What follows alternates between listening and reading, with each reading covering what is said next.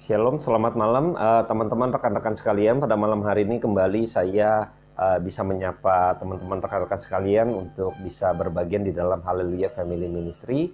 Pada malam hari ini kita kembali boleh disapa oleh kebenaran firman Tuhan dengan perkataan Allah yang hidup. Biarlah pada malam hari ini kita boleh diberkati semua oleh kebenaran firman Tuhan. Yang hari ini saya akan bawakan mengenai 5 gadis bodoh dan 5 gadis bijaksana. Dan sebelum kita mulai, saya akan berdoa buat setiap kita. Bapa dalam surga, terima kasih buat kebaikan yang Tuhan berikan buat setiap kami, sehingga malam hari ini kembali kami boleh menerima anugerah daripada Tuhan untuk boleh mendengar kebenaran firman Tuhan. Pimpin waktu ke depan kami, untuk kami boleh semakin hari semakin mengerti akan kebenaran firman Tuhan. Hamba-Mu terbatas Tuhan dalam setiap perkataan, hamba-Mu juga di dalam keterbatasan hamba-Mu ini menguraikan, kiranya Roh Kudus-Mu memberikan satu iluminasi buat setiap kami, sehingga kami boleh dicerahkan kembali, dikuatkan kami kembali, diteguhkan iman kami Tuhan. Di dalam nama yang kudus, dengar doa kami mengucap syukur. Dalam nama yang kudus, kami mengucap syukur. Haleluya. Amin. Baik, saya akan bacakan kebenaran firman Tuhan yang terambil dalam Matius 25. Saya akan bacakan buat setiap kita. Matius 25 ayatnya yang pertama sampai ayatnya yang ke-13. Saya akan bacakan. Gadis-gadis yang bijaksana dan gadis-gadis yang bodoh. Pada waktu itu hal kerajaan surga seumpama 10 gadis yang mengambil pelitanya dan pergi menyongsong mempelai laki-laki. 5 di antaranya bodoh dan 5 bijaksana. Gadis-gadis yang bodoh itu membawa pelitanya tetapi tidak membawa minyak. Sedangkan gadis-gadis yang bijaksana itu membawa pelitanya dan juga minyak dalam buli-buli mereka. Tetapi karena mempelai itu lama tidak datang-datang juga, mengantuklah mereka semua lalu tertidur. Waktu tengah malam terdengarlah suara yang berseru, mempelai datang, songsonglah dia. Gadis-gadis itu pun bangun semuanya lalu membereskan pelita mereka. Gadis-gadis yang bodoh berkata kepada gadis-gadis yang bijaksana, berikanlah kami sedikit dari minyakmu itu, sebab pelita kami hampir padam. Tetapi jawab gadis-gadis yang bijaksana itu, tidak, nanti kita tidak cukup untuk kami dan untuk kamu. Lebih baik kamu pergi kepada penjual minyak dan beli di situ. Akan tetapi waktu mereka sedang pergi untuk membelinya, datanglah mempelai itu dan mereka telah siap sedia masuk bersama-sama dengan dia ke ruang perjamuan kawin. Lalu pintu ditutup. Kemudian datang juga gadis-gadis yang lain itu dan berkata, Tuan, Tuan, bukakanlah kami pintu. Tetapi ia menjawab, aku berkata kepadamu, sesungguhnya aku tidak mengenal kamu. Karena itu berjaga-jagalah, sebab kamu tidak tahu akan hari maupun akan saatnya. Nah, kita sudah membaca tadi di ayat yang pertama bahwa sumpah 10 gadis yang mengambil litanya dan pergi menyongsong mempelai laki-laki. Nah, di sini berarti ada perkawinan gitu ya. Kita boleh ingat kembali bahwa waktu Kristus melakukan mukjizat yang pertama itu juga perkawinan di Kana gitu ya. Dan hari ini kita bahas ini khotbah, sesungguhnya khotbah mengenai tentang akhir zaman gitu ya. Di Matius 24 dan 25 ini khotbah mengenai akhir zaman gitu ya. Jadi kita sudah tahu tadi di akhir ayat 13 bahwa untuk lebih kepada kita bersedia untuk waspada, untuk berjaga-jaga, untuk kita benar-benar di dalam kehidupan kekristenan kita terus menjaga diri kita gitu ya, untuk selalu stay awake gitu, kira-kira demikian. Nah, saya akan coba pelan-pelan membahas hal-hal demikian, ngulik hal-hal kecil saja, mungkin nggak bisa tuntas gitu ya, tapi saya berharap ada pengertian-pengertian yang bisa kita dapatkan pada malam hari ini.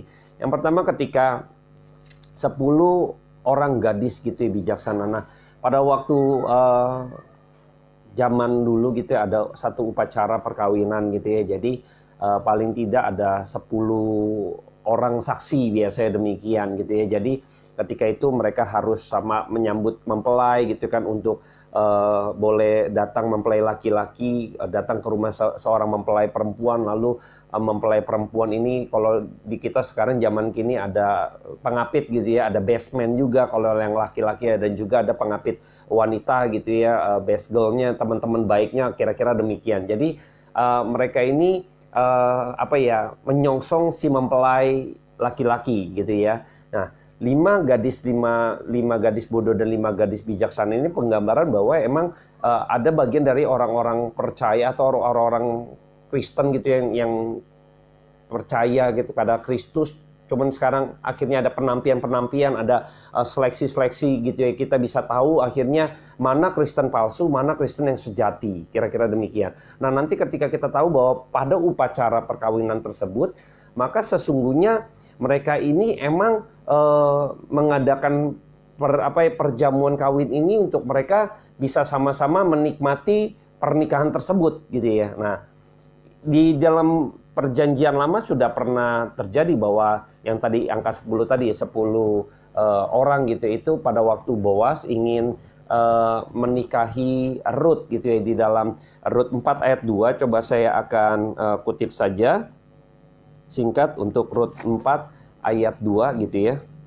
Saya akan bacakan buat setiap kita sebentar. Kitab Rut, akhirnya kita buka. Ketika itu si Boas ingin menikahi Rut gitu ya. Saya akan bacakan Rut 4 ayat yang kedua. Demikianlah firman Tuhan. Kemudian dipilihnya 10 orang dari para tua-tua kota itu dan berkata, duduklah kamu di sini.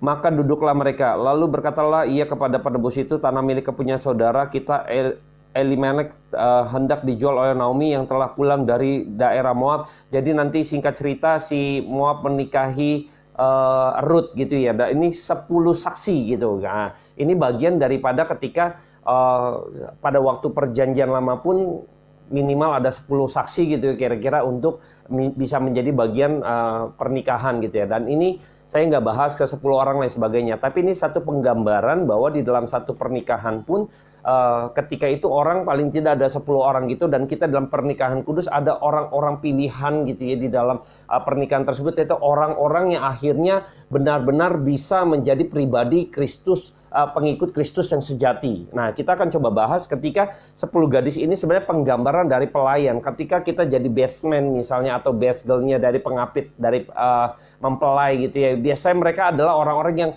yang melayani daripada mempelai dari si wanita maupun si pria gitu. Jadi pengapit ini adalah pelayan-pelayannya gitu. Dan kita tahu bahwa yang disebut dengan mempelai laki-laki itu adalah Kristus, dan mempelai wanita itu adalah gereja Tuhan gitu ya. Nah, kita akan lihat 10 gadis ini yang bijaksana dan bodoh ini sebagai penggambaran pelayan gitu. Dan kita ini juga pelayan-pelayannya Tuhan gitu. Nah, saya coba akan bacakan di dalam Yohanes 12 sebagai pelayan-pelayan Tuhan. Bagaimana kita sebagai pelayan-pelayan Tuhan ya. Yohanes 12 ayatnya yang ke-26. Saya akan bacakan buat setiap kita. Barang siapa melayani aku, ia harus mengikuti aku, dan di mana aku berada di situ pun pelayanku akan berada. Barang siapa melayani aku, ia akan dihormati Bapa. Nah, jadi kalau kita sebagai pelayan Tuhan, jadi kita tahu bahwa Tuhan ada di mana, kita ada di situ gitu ya. Sama seperti kita kalau dalam sebuah pernikahan, pengapit daripada mempelai laki-laki maupun perempuan gitu ya. Di mana mempelai itu ada, maka kita ada di sana dekat dengan mempelai tersebut gitu. Nah, kita sebagai pelayan-pelayan Tuhan nih, penggambaran sebagai 5 gadis bijaksana dan 5 gadis bodoh gitu ya. Kita yang di mana posisinya gitu ya. Nah, kita akan bahas ketika ada apa ya, satu perbedaan antara yang bijaksana dan yang bodoh gitu kan. Ini maksudnya apa dari kata pelita tadi? Jadi mereka memegang pelita gitu ya, mereka memegang pelita itu sebagai terang gitu ya, pelita itu sebagai terang itu sendiri, yaitu Injil gitu. Jadi pelita ini penggambarannya pada Injil. Jadi Injil itulah yang akhirnya memberikan terang bagi setiap kita manusia yang berdosa, kita yang sudah tidak lagi bisa mengetahui kebenaran kita karena keberdosaan, maka kita di dalam kegelapan. Maka ketika terang itu datang gitu ya, ketika firman itu datang, Kristus itu datang sebagai terang, itu dia yang datang akhirnya memberikan terang bagi setiap kita. Maka kita ini yang di dalam kegelapan, di dalam ketersesatan begitu bersuka karena ada terang itu, sehingga terang itu menuntun setiap kita untuk kita keluar dari ketersesatan kita. Sama seperti juga domba yang akhir tersesat ketika datang seorang gembala, maka domba itu begitu girang sekali dan akhirnya gembala itu menuntun domba itu untuk keluar daripada ketersesatannya, untuk masuk di dalam satu kawanan, di dalam kawanan yang bersama dengan gembala-gembala dan domba-domba yang lain. Nah, ketika kita melihat bahwa Sesungguhnya pelita itu adalah Injil itu sendiri. Nah, ketika kita tahu kita membawa Injil ada di tangan kita, sampai saat ini kita tahu bahwa kita setiap pribadi yang percaya kepada Kristus, pelita itu ada di tangan kita. Pelita itu adalah Injil itu sendiri yang ada di tangan kita. Pertanyaannya, apakah pelita ini, Injil ini sudah benar-benar menerangi diri kita? Jangan kita hanya memegang bahwa saya menjadi orang yang percaya kepada Tuhan. Saya orang yang akhirnya belajar mengikuti berbagai misalnya sesi-sesi tertentu di dalam gerejawi. Lalu saya mengikuti ibadah begitu rupa, saya ikut persekutuan begitu rupa. Sepertinya saya sudah memegang pelita itu. Tapi pertanyaannya, apakah Injil itu yang adalah terang itu, pelita itu sudah benar-benar menerangi diri kita? Seringkali banyak orang akhirnya datang gitu kan, mengikuti ke gereja gitu kan dan lain sebagainya. Ini banyak sekali hal-hal yang akhirnya kita tahu nanti begitu suatu kali nanti kita akan lihat bahwa di dalam kepalsuan banyak orang juga akhirnya kita bisa melihat Kristen-Kristen palsu seperti apa, pengikut-pengikut palsu seperti apa, bahkan pengajar-pengajar palsu seperti apa, hamba Tuhan hamba palsu juga akan terkuak semuanya. Dan kita melihat bahwa hari ini kita harus belajar. Kita jangan sampai menjadi gadis yang bodoh. Yang kita pikir kita ini pelayan Tuhan, saya aktif di gereja, saya melayani sebagai worship leader gitu kan. Tapi sesungguhnya Injil itu nggak pernah menerangi hidup Anda dan saya. Saya mengetahui mengenai Injil, saya mengetahui mengenai Kristus. Dan saya mengikuti Kristus dan saya bahkan melayani Tuhan di dalam pelayanan gerejawi. Tapi seringkali kita tidak mengerti benar. Karena kita tidak benar-benar Injil itu menerangi diri kita. Nah, akhirnya ketika kita tahu bahwa Injil itu yang ada terang itu, bahwa kita harus juga diterangi hidup kita oleh Injil itu. Dan ketika kita sudah diterangi oleh Injil itu, maka kitalah sekarang menjadi terang itu. Maka ketika Kristus juga menuntut bahwa engkau adalah garam dunia dan engkau ada juga terang dunia. Di sini kita bisa melihat penggambaran bahwa ketika kita menjadi pribadi yang sudah dituntun keluar dari terang itu, menuntun kita keluar dari kegelapan, maka terang itu pun harus memberikan hidup kita ini harus diterangi juga oleh terang. Terang itu yaitu Injil itu. Maka kita yang sudah dimenangkan, kita yang sudah diterangi oleh Injil itu, maka kita harus menjadi terang, menjadi refleksi daripada terang itu. Itu harusnya demikian. Tapi seringkali tidak demikian. Kita harus merefleksikan terang itu. Kita harus tetap menjaga bahwa saya mendapat terang itu, bahwa pelita itu yang ada di tangan saya itu, Injil itu yang saya percayai, akhirnya benar-benar Injil itu tinggal di dalam diri saya dan terang itu tinggal di dalam saya. Maka saya harus merefleksikan terang itu. Dan saya akan coba ambil satu berseberangan gitu ya. Pelita tadi penggambarannya pada Injil itu sendiri, dan di ujungnya gitu kan, di titik yang lain gitu yang berseberangan ini sekarang adalah bicara mengenai hidup Anda dan saya sebagai anak-anak terang. Jadi ketika Anda dan saya menerima Injil yang terang itu, kita sudah menerima terang itu yang tadi gelap, akhirnya kita dibawa oleh terang itu. Sekarang terang itu harus menerangi hidup kita, dan hidup kita sekarang sudah harusnya menjadi pelita itu sendiri. Bukan menjadi Tuhan gitu ya, tapi kita sebagai anak-anak terang. Kita harus merefleksikan terang itu sendiri sekarang. Makanya sekarang kita menjadi pelita itu sendiri. Makanya saya akan coba bahas di dalam Filipi 2. Saya akan bacakan buat setiap kita. Ini hari ini saya coba siapkan beberapa ayat yang mungkin agak coba, karena dengan waktu yang sederhana, singkat gitu ya. Saya berharap kita semua dapat mengikutinya. Filipi 2 ayat 15 sampai 16, demikianlah firman Tuhan. Supaya kamu tiada beraib dan tiada bernoda sebagai anak-anak Allah yang tidak bercela di tengah-tengah angkatan yang bengkok hatinya dan yang sesat ini, sehingga kamu bercahaya di antara mereka seperti bintang-bintang di dunia, sambil berpegang pada firman kehidupan, agar aku dapat bermegah pada hari Kristus, bahwa aku tidak percuma berlomba dan tidak percuma bersusah-susah. Nah, ini ketika harus menjelang hari Kristus, ini adalah perumpamaan sebagai mempelai laki itu hari Tuhan, ketika Tuhan datang kedua kalinya, the second coming.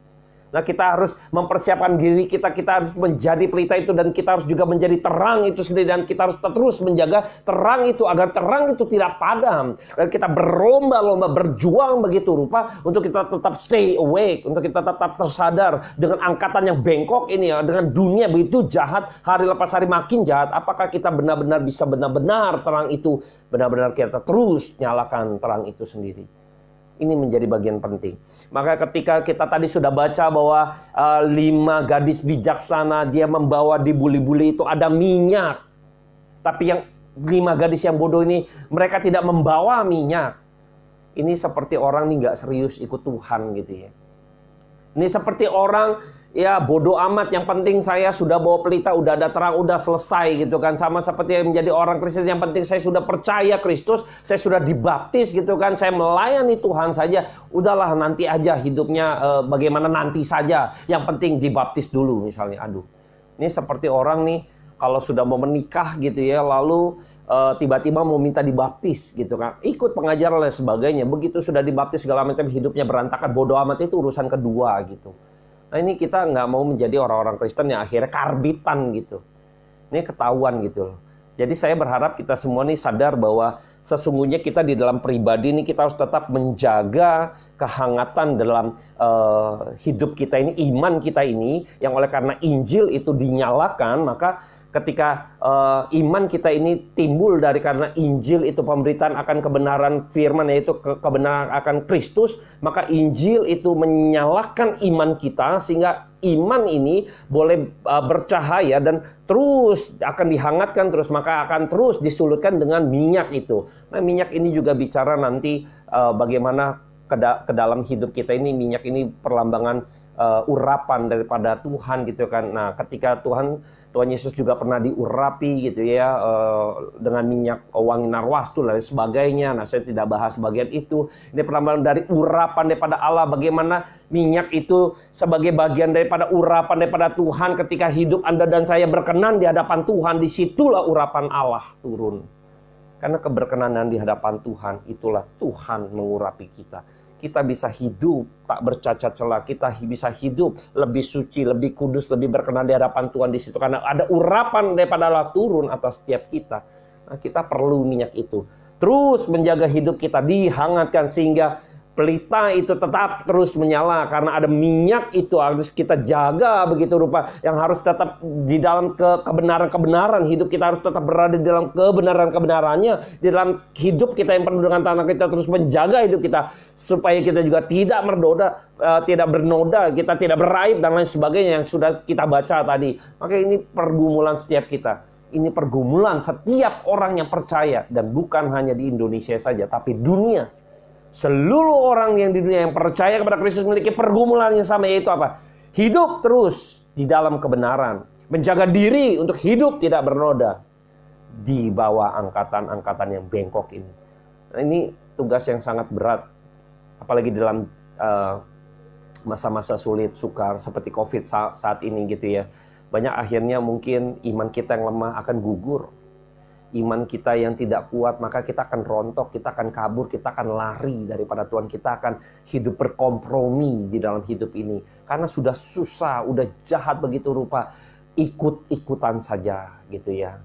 Nah, ini perlambangan juga 5 gadis bodoh ini, perlambangan orang-orang yang munafik gitu sebenarnya. Yang hidupnya tidak benar-benar. Bayangkan kalau misalnya 5 gadis yang benar gitu, kalau misalnya ingin menyambut mempelai, maka dia harus juga persiapkan minyaknya gitu. Bukan hanya membawa pelitanya saja, tapi 5 gadis bodoh ini adalah orang yang munafik gitu. Seperti orang yang sudahlah gitu kan, nanti saja, tidak memikirkan masa yang akan datang, tidak memikirkan tanggung jawabnya dia. Dia hanya memikirkan saat ini saja. Begitu sepertinya wah semangat sekali mendengar Injil. Ingat ada seperti perumpamaan mengenai penabur gitu ya. Karena dia tidak berakar, ketika itu jatuh di bebatuan, tidak berakar, mereka antusias begitu bertumbuh, tetapi ketika matahari, karena dia tidak berakar, maka gugur. Sama seperti orang-orang kayak gitu, begitu antusias gitu, begitu semangat. Tetapi kalau orang semangat gitu, kalau orang yang sungguh-sungguh sejati, kita juga harus mikirin. Ini perlu minyak untuk pelita itu tetap menyala. Dan minyak ini penting. Minyak ini juga penggambar juga bagian daripada persekutuan kita dengan Tuhan. Kita bicara, kita iman, kita juga perlu harus dihangatkan oleh persekutuan dengan Tuhan, relasi kita dengan Tuhan. Ini yang seringkali orang pikir, ya yang penting saya sudah ke gereja, that's it gitu loh. Tidak pernah membakar dirinya sendiri, tidak pernah menghangatkan dengan minyak yang ada. Tidak mau demikian, karena capek gitu ya.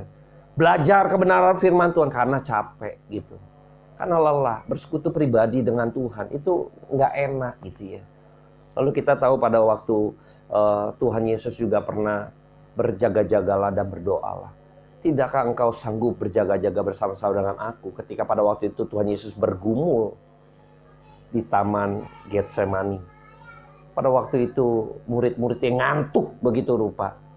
Tidakkah engkau sanggup berjaga-jaga 1 jam saja gitu ya. Ini satu membangun hubungan dengan Tuhan.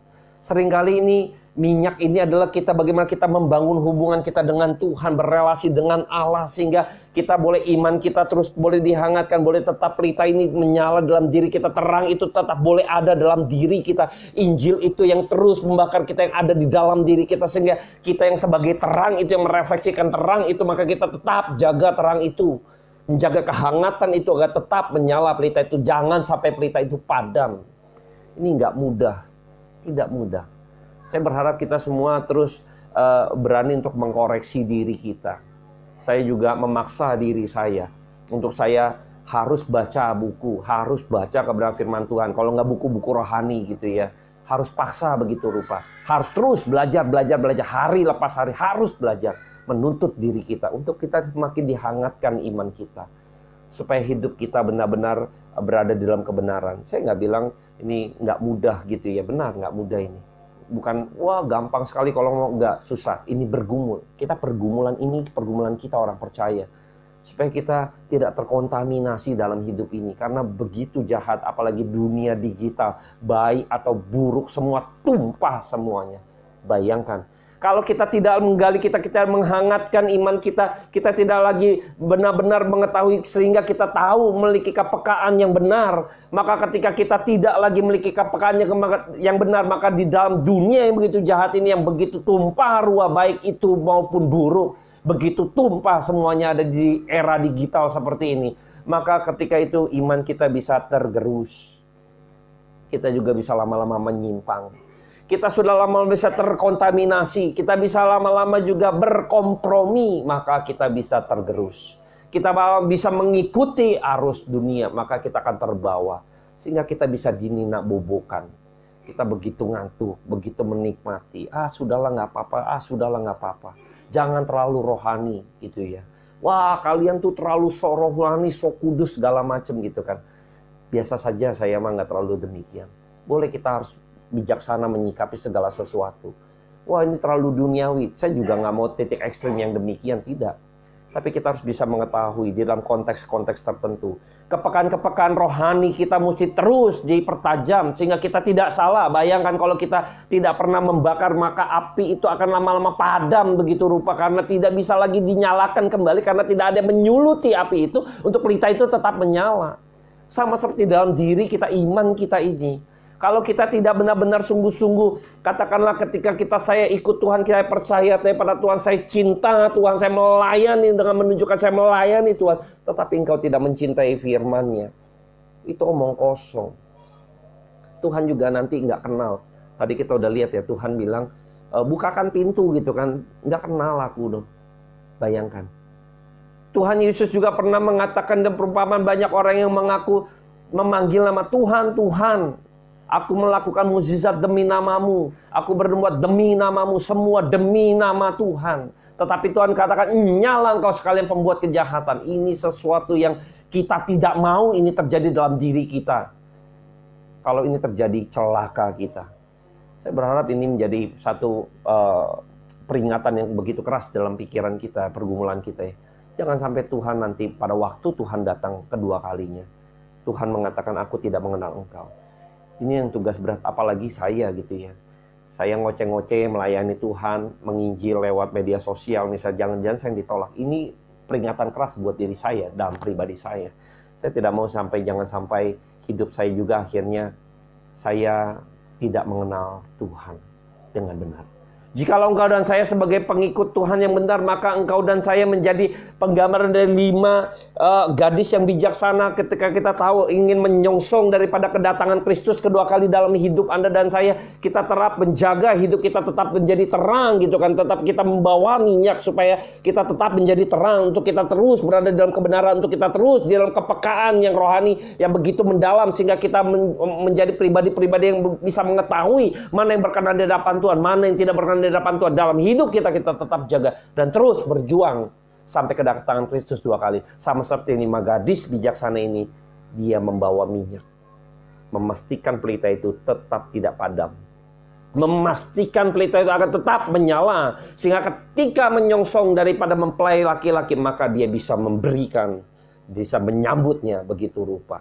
Inilah, disitulah kita tahu bahwa nanti akan ada yang palsu, akan ada yang sejati. Dan saya berharap ketika Anda dan saya sebenarnya bisa mengukur, saya ini sejati atau palsu ya. Ini saya karbitan atau saya yang sejati ya. Saya benar-benar militan sama Tuhan, radikal sama Tuhan, atau cuman ya munafikan saja, kemunafikan saya, atau ya pengen dilihat bagus gitu ya, pengen dilihat aktif, pengen dilihat orang gitu. Wah nih saya pelayan nih, saya worship leader loh, saya mungkin hal-hal yang lain gitu kan, yang pelayanan di atas mimbar, di atas stage misalnya segala macam. Waduh, ini berat bagi setiap kita. Saya tidak mau ya, ini saya tidak menghakimi, tapi saya pengen kebenaran Tuhan lah yang sebenarnya menghakimi setiap kita, termasuk diri saya. Termasuk diri saya. Saya pribadi juga bergumul. Tidak mudah.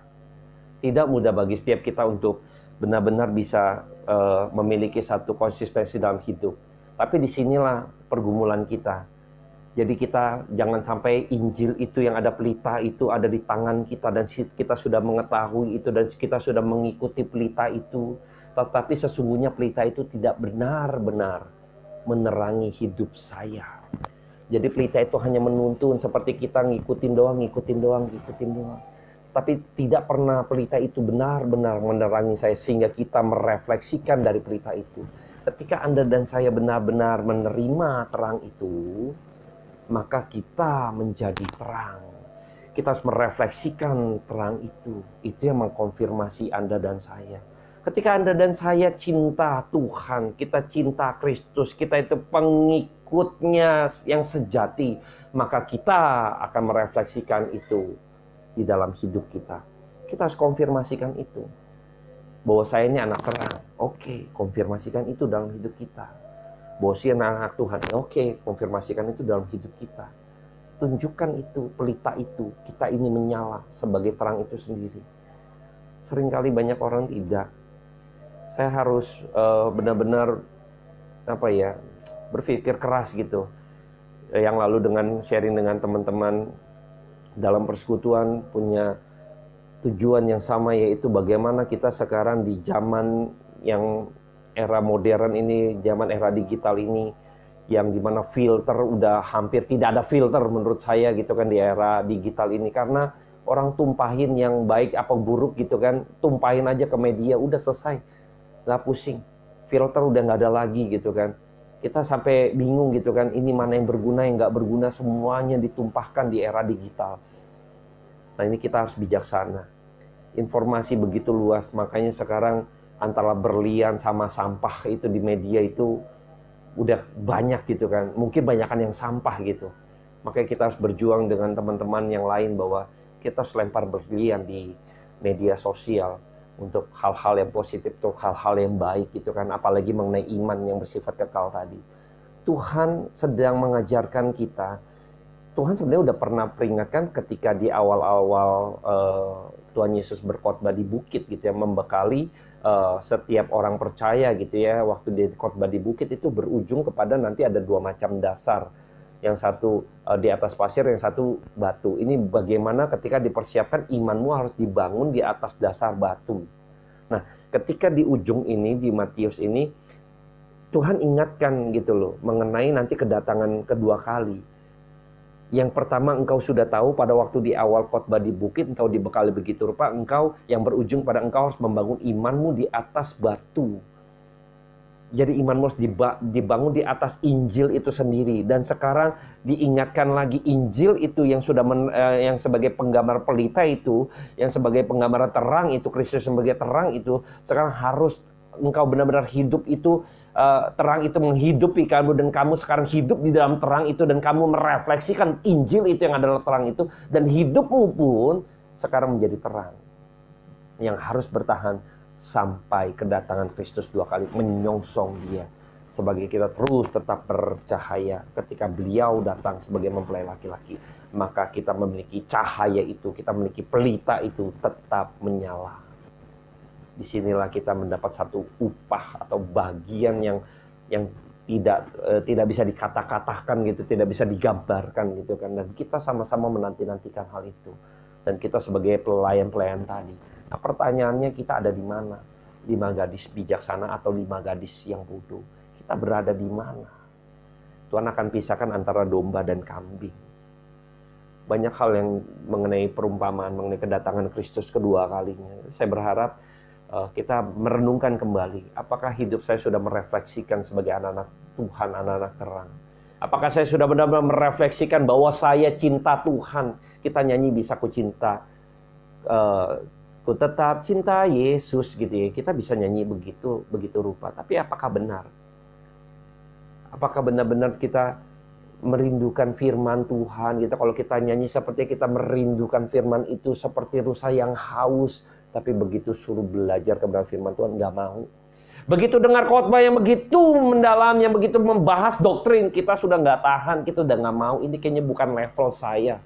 Loh, firman Tuhan level mana? Kita makannya maunya bubur aja gitu kan, nggak mau makanan-makanan keras. Kita masih mau anak-anak.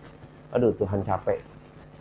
Anda dan saya sudah mengalami Tuhan begitu, misalnya lama ditinjau dari usia gitu ya. Harusnya kita seharusnya mengalami pertumbuhan yang sudah dewasa, tetapi seringkali kita masih suka bubur. Nah, ini kita belum dewasa iman. Nah, saya berharap teman-teman kita dewasa iman lah. Kita mau terus paksa diri kita, telinga kita untuk mendengar hal-hal yang begitu keras gitu ya, yang sifatnya pengajaran doktrin-doktrin yang mengenai kebenaran firman Tuhan. Sehingga kita memiliki kepekaan telinga yang tajam untuk bisa tahu ini dari Tuhan atau ini dari dunia. Ini pengajaran daripada Alkitab atau ini pengajaran yang sudah terkontaminasi oleh ajaran palsu. Maka dengan demikian kita sebenarnya seperti kita membawa minyak, seperti gadis yang bijaksana yang membawa minyak, memastikan pelitanya tetap menyala. Saya rindu teman-teman juga memastikan hidup Anda dan saya tetap bercahaya, sekalipun di tengah-tengah angkatan yang bengkok, di tengah-tengah dunia yang semakin jahat. Kita bawa minyak untuk hidup kita ini terus dibakar, untuk belajar firman Tuhan, dan untuk hidup konsisten di hadapan Tuhan, berintegritas sesuai dengan kebenaran, hidup dan tinggal di dalam terang itu sendiri sampai kedatangan Kristus dua kali. Saya berharap malam hari ini kita melatih diri kita untuk mau mendengarkan sesuatu yang keras, yang mungkin telinga kita hari ini kayaknya nggak enak gitu ya, kayaknya nggak komersil ini gitu ya. Saya nggak pernah ngincer bahwa materi-materi saya harus komersil gitu ya. Jadi saya harus memberitakan kebenaran firman Tuhan, harus paksa gitu kan diri kita untuk kita mau belajar kebenaran firman Tuhan. Saya akan nutup sesi pada malam hari ini. Kiranya Tuhan Yesus memberkati. Saya berharap kita berada di 5 gadis yang bijaksana yang tetap menjaga pelitanya agar kita terus bawa-bawa pelita itu, dan jangan lupa kita bawa minyak itu untuk kita terus makin di dalam panggilan Tuhan, menunggu, menanti-nantikan, menyongsong Dia kedatangan Kristus kedua kalinya sebagai mempelai laki-laki. Saya berharap kita semua mau belajar. Mari kita berdoa. Bapa dalam surga, terima kasih buat kebenaran firman Tuhan. Hamba-Mu selesai berkata-kata. Biarlah ini jadi peringatan keras buat setiap kami. Lembutkan hati kami Tuhan, bongkar hati kami Tuhan. Remukan Tuhan hati kami yang begitu keras. Bangun kembali Tuhan dengan pemaparan yang daripada firman Tuhan sendiri. Bangun dengan kebenaran yang Tuhan mau bangun sendiri buat setiap kami. Karena kami tahu Tuhan, kalau kami tidak membangun dengan dasar batu yang kuat dan kokoh, yaitu Injil itu sendiri, maka iman kami akan gugur, Tuhan. Tolong kami yang terbatas, awam, yang tidak memiliki satu pengetahuan mungkin secara teologi yang begitu secara akademisi, tetapi biarlah kuasa daripada firman Tuhan mendorong kami untuk mau belajar. Pimpin kami, tuntun kami, sehingga kami boleh mendengar hal-hal pengajaran-pengajaran yang sehat di dalam dunia digital ini. Jauhkan kami dari segala penyesat-penyesat-Mu, Tuhan, dari pengajar-pengajar palsu yang bukan berasal daripada Tuhan. Kayak berdoa, mohon Tuhan, tolong kami yang lemah ini. Di dalam nama yang kudus, dengar doa kami. Haleluya. Amin. Terima kasih teman-teman. Selamat malam, Tuhan Yesus memberkati.